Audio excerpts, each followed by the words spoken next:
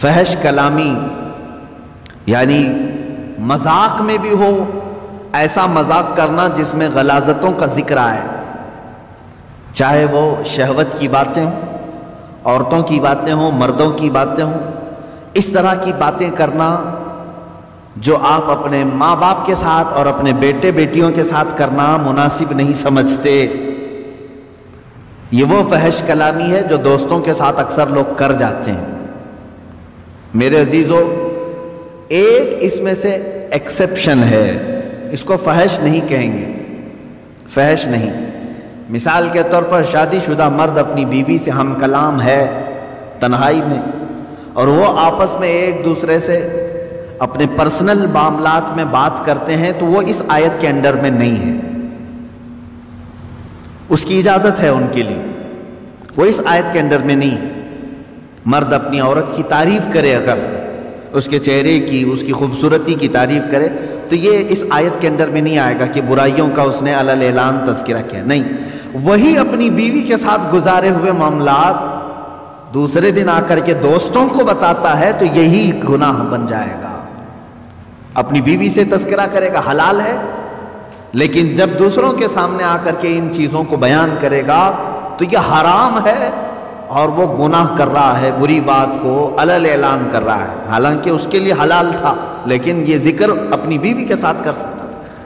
یہی چیز عورتیں اگر اس طرح کی حرکتوں میں مبتلا ہیں کہ چاہے تم اپنے شوہر کے ساتھ جس طرح سے بھی رہو، حلال طریقے سے اسلام نے جو اجازتیں دی ہیں تم زندگی گزارو، ان کے ساتھ رات گزارو، لیکن رات کے معاملات کو اگر عورتیں چار عورتوں میں بیٹھ کر کے بیان کرتی ہیں تو بھی وہ اس آیت کے انڈر میں آتی ہیں۔ اللہ رب العزت نے جن کے متعلق یہاں وعید بیان کی کہ یہ فحش کلامی کرنے والے اللہ کو ناپسند ہیں، اللہ ان کی طرف نظر رحمت نہیں فرمائے گا۔ عزیزان گرامی وقار، چاہے مردوں سے یہ خرابی ہو یا عورتوں سے یہ خرابی ہو، ان دونوں چیزوں سے بچنا چاہیے۔ شرم و حیا کے پیکر بنو، ان چیزوں کا تذکرہ زبان پر لانے سے تھوڑا بچتے رہو۔ ایک بات یہ بھی یاد رکھ لیں، آدمی کے نسب کا بھی پتہ بعض بزرگوں نے فرمایا اس کی زبان سے چلتا ہے۔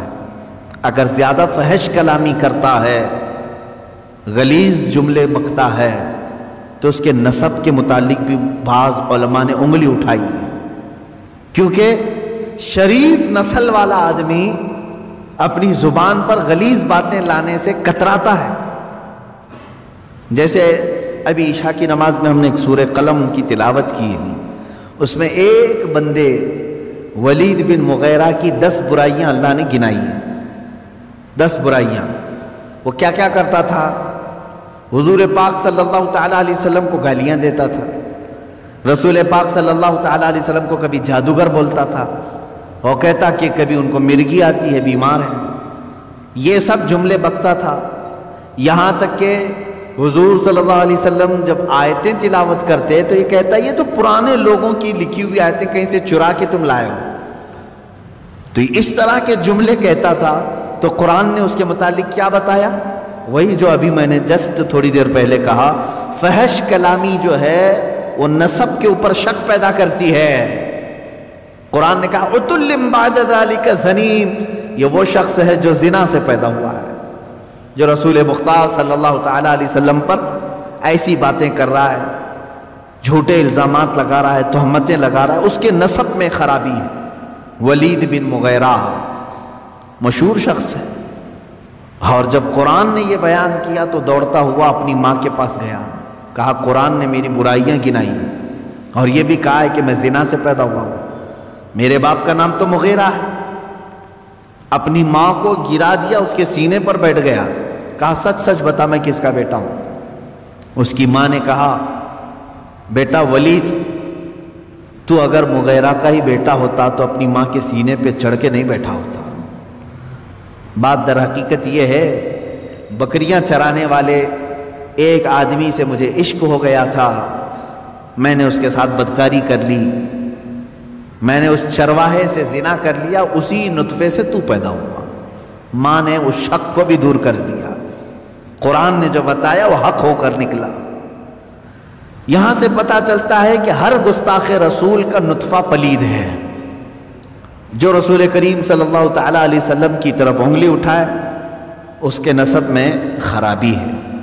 اور دوسری بات جو میں نے ابھی بتائی، فحش کلامی کرنے والا، غلیظ باتیں کرنے والا، وہ بھی اپنے نسب پر شک پیدا کر دیتا ہے لوگوں کے دل. اس لیے گالی گلوچ زیادہ نہ کریں. لوگ تمہارے خاندانوں کو پہچانیں گے تمہاری زبان سے، تمہارے کلمات سے، تمہارے جملوں سے.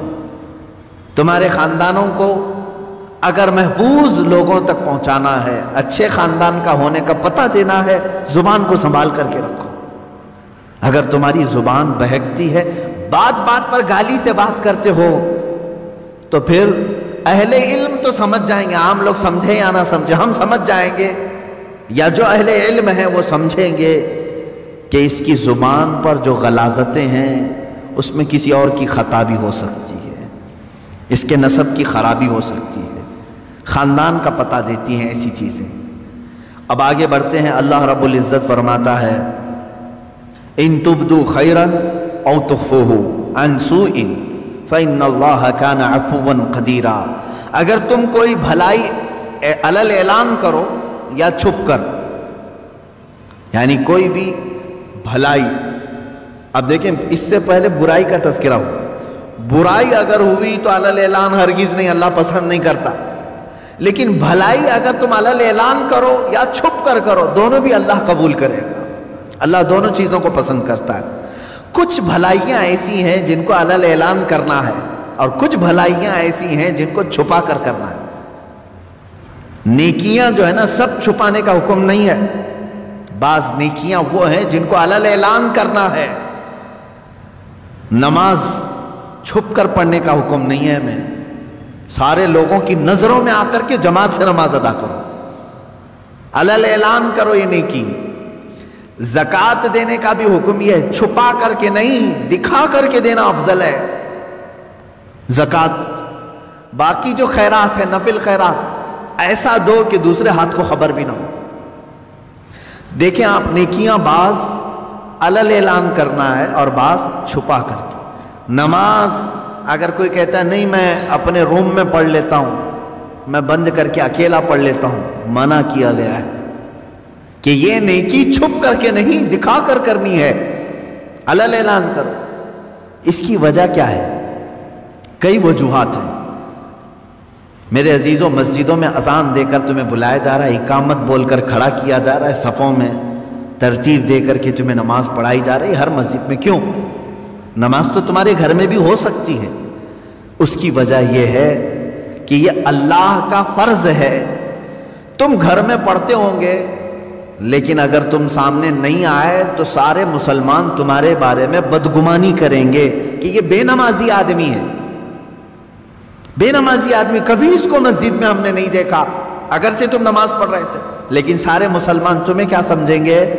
بے نمازی سمجھیں گے. اور اللہ رب العزت کے ہاں ایک قانون یہ بھی ہے، حدیث رسول میں ہے، حضور نے فرمایا تمام مومنین جس کے بارے میں جو گمان رکھتے ہیں، اللہ بھی اس کے ساتھ ویسا ہی فیصلہ کرے گا.